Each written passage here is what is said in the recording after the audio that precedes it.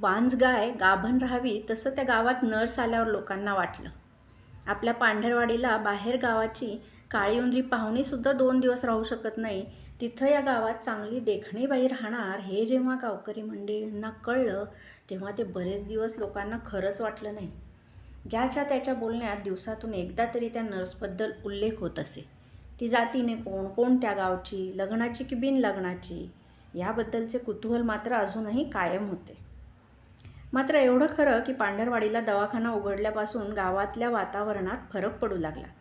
बरीच माणसं, विशेषतः तरुण मंडळी जरा ठीकठाक राहू लागली.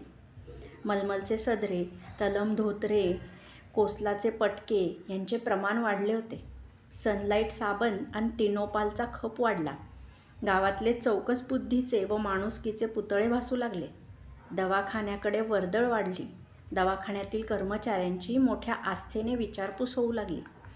अनेक जण त्यांच्या व्यवस्थेकडे जातीने लक्ष घालीत होते आणि त्या अनेकांपैकी शिलारचा शंकर हा एक होता.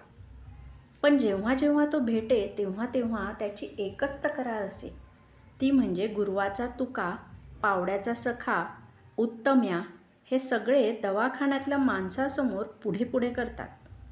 दवाखान्यातला माणूस हा माणूस नसून ती एक बाई आहे हे कुणाला न सांगताही कळत होते. एकदा थोरल्या आळीत पावड्याचा सखा भेटला. फार कामात असल्यासारखा दाखवत होता, पण त्याला चिंतू नाना कुलकर्ण्यांनी हटकलंच.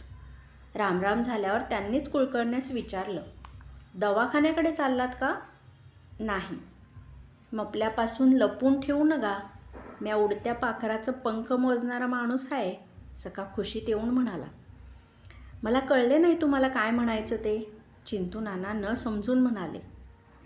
हे बघा रावसाहेब, लई साधूळ होऊ नका, शहरात राहिले म्हणून काय डोळे निवले नसतील. सखाच्या बोलण्याचा पट्टा सुरू झाला. हे पहा सखाराम पाटील, खरंच मला काही ठाऊक नाही. काय ठावे नाही तुम्हाला? बिडी चेतवीत तो म्हणाला.